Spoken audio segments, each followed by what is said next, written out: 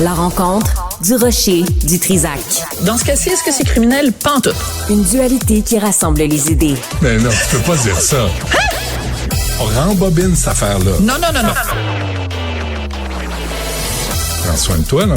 Oui, Hein, tu me tu protèges. sais. Je le sais. Compte toi-même. La rencontre du rocher du Trisac. Écoute, Benoît, quand Ouais. je parle.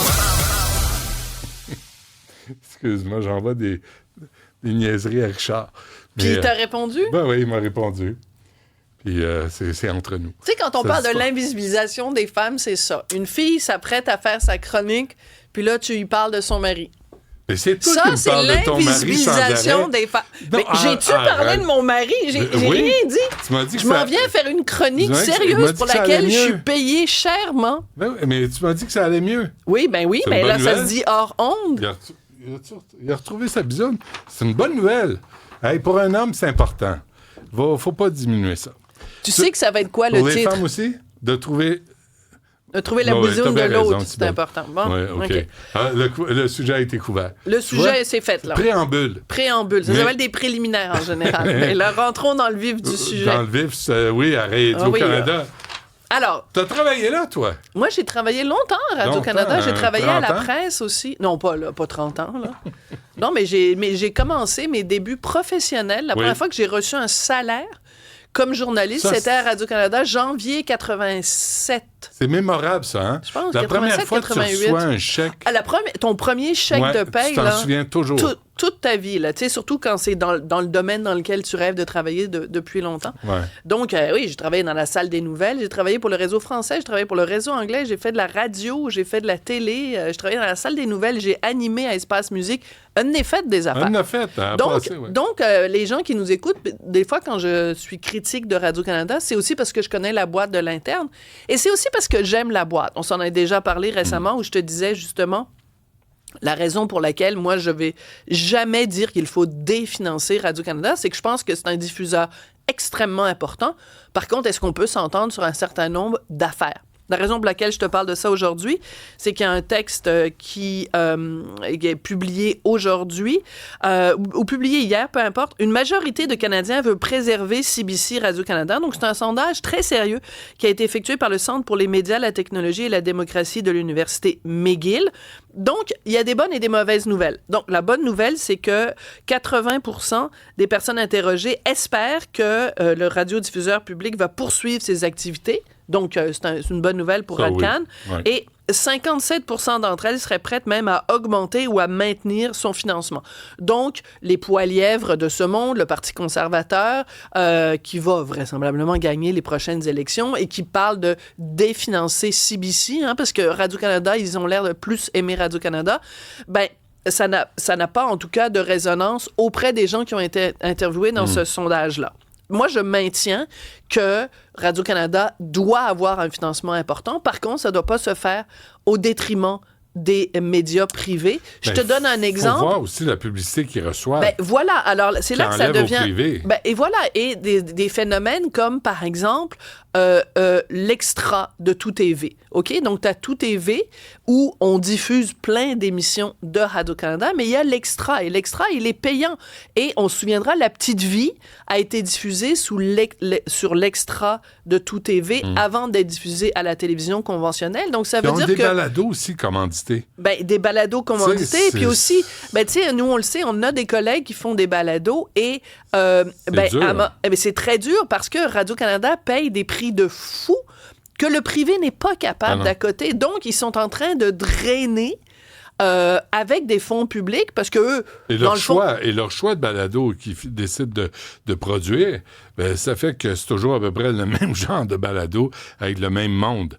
Mais tu sais, le public comme ça, Radio-Canada, là, il est en train de tuer les balados parce qu'il n'y a personne qui peut financer. Il n'y a personne qui peut accoter ces prix-là, puis il n'y a personne qui peut accoter les moyens, pas juste en termes financiers, mais en termes humains, de nombre de personnes, d'heures de travail mis là-dessus, etc. Ouais. Alors, je reviens à ce sondage parce qu'il y a plein de choses intéressantes. Justement, on vient de parler de la publicité. Le tiers des Canadiens qui ont été interrogés dans ce sondage disent que Radio-Canada, CBC ne devrait pas avoir de publicité. Donc, Tu sais, quand nous, au privé, on se plaint que la part de tarte de la publicité occupée par Radio-Canada est trop grande, ben ça trouve un écho quand même au sein de 30% de la population canadienne, ce qui n'est pas rien. 30% des gens interviewés sont d'accord avec la critique qu'à Radio-Canada, il y a des reportages biaisés. Et là, j'ouvre une parenthèse, Benoît, parce qu'il y a quelqu'un qui a attiré mon attention sur un reportage de CBC. Tu sais, toute l'affaire de Bedford, l'école Bedford, l'intégrisme, l'entrisme religieux, etc. Ça a fait énormément de bruit, évidemment, au Canada français. OK? Mais là, il fallait à un moment donné que quelqu'un à CBC fasse un résumé de l'histoire pour le Canada anglais pour expliquer. Alors, c'est un long texte de CBC qui parle des tenants, des aboutissants, puis PSPP a dit ceci, puis François Legault a dit cela. Et le mot islam est nulle part. Le mot religion est nulle part. Le mot intégrisme est nulle part. Le mot islamisme est nulle part. Il n'y a rien. On parle de climat toxique, on parle de professeurs qui se sont mal comportés. On a l'impression que... On peut même pas dire on a l'impression que c'est des bouddhistes. On a l'impression qu'il n'y a aucune idéologie qui est au cœur ou véhiculée. On mentionne pas, par exemple, le fait qu'il y a des représentants de la mosquée qui ont contacté l'école en disant que vous devriez être plus proche de la mosquée, plus proche de la communauté. C'est tout dans le rapport de 99 pages quand même, qui a été remis au ministre Drainville. Oui, mais il n'y avait pas islamiste non plus dans le rapport. Non, mais on parle quand problème. même... Non, je suis d'accord avec toi, mais donc... Mais par contre, dans le rapport, on mentionnait la mosquée et on mentionnait le centre culturel d'Arlington. Oui. Et quand tu vas voir sur le site, parce que quand tu es journaliste, c'est ça que tu fais, quand tu vas voir sur le site du centre culturel d'Arlington, c'est pas un centre culturel où on fait des couscous puis des trucs. C'est rempli de petites filles voilées. C'est une école coranique le samedi. Là. Mercier. Ouais, voilà. ça. Ben oui, c'est une bibliothèque islamique, ça a l'air. Ben oui, on les félicite. Ouais. D'ailleurs, c'est la première fois que, tu sais, on en a parlé, toi et moi, ici. Toi, t'en avais parlé aussi. Et à la fin de la journée, PSPP, donc, s'est servi de cet exemple-là et de l'exemple de l'hôtel de ville, dont on a été les premiers à parler, toi et moi, de l'hôtel de ville de Montréal, qui, je le rappelle, quand tu arrives à l'hôtel de ville de Montréal, la première chose que tu vois, c'est une femme voilée. Bienvenue à l'hôtel de ville de Montréal. Pas une autochtone. Et d'ailleurs, Valérie Plante, j'aimerais que les journalistes qui font le bilan en ce moment des controverses puis de tout ça, lui posent la question. Écoute, on a gardé le meilleur pour la fin. Dans ce sondage, 27% des Canadiens sondés trouvent que Radio-Canada est trop woke. Et ça me fait hurler de rire. Ça me fait hurler de rire, Benoît. Sais-tu pourquoi? Parce qu'à Radio-Canada, ils n'arrêtent pas de dire... Marie-Louise Arsenault en chef, le phénomène woke, c'est une invention des chroniqueurs de Québécois. Ça n'existe pas. Il n'y en a pas de wokisme. Ça n'existe pas. C'est pas woke. Ben, écoutez vos auditeurs. Écoutez vos téléspectateurs.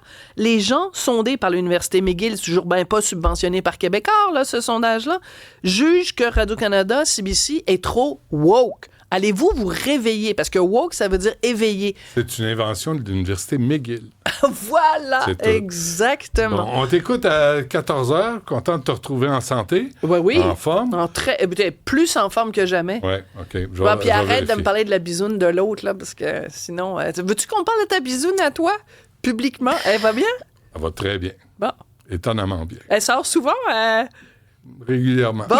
Y a-tu autre chose que tu veux savoir? Non, mais tu sais, moi, j'ai le droit de me venger à un moment donné. Venge-toi. Ben ouais. Ça me fait plaisir. On peut parler de... Tu sais, il faut s'ouvrir sur la sexualité. Faut pas au que ça masculin. Tu sais, faut pas que ce soit tabou. Des tabous, faut les enfreindre. Ouais, parler d'incontinence aussi. Là. Veux-tu qu'on parle de... Toi, non, ça va bien? bien? Non, OK, parfait. Ça va bien. Merci. On se revoit à 14h. Ça marche.